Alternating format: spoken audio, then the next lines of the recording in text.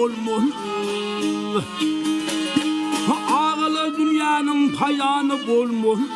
İş başa düşene de onun gelmez. Merkede oyna peş konu almaz. Arman bilen geçer hali yekanim, hali yekanim.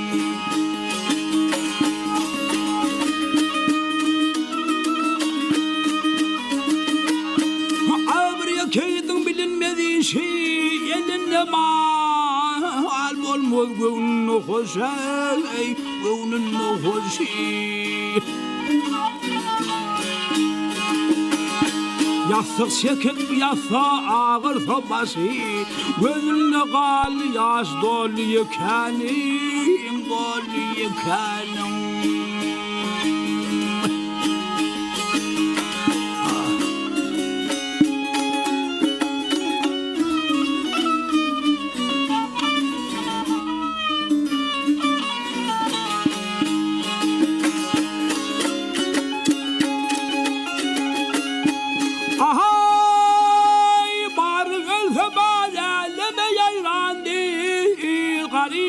Onun izi veyrandır, izi veyrandır.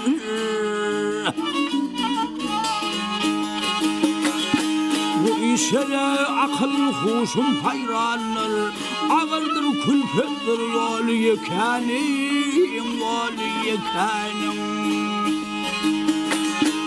Baktım bunu yalan yaşık sözüne, Mevhanın içinden hayır gözüne.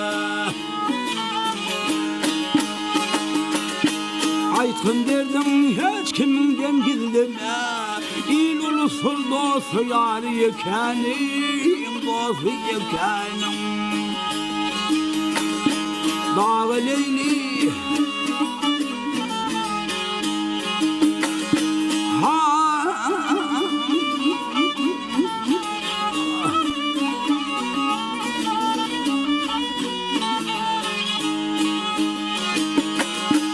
Aytın derdim hiç kimden gizleme. İl ulusul dostu yar yekanim, dostu yekanim.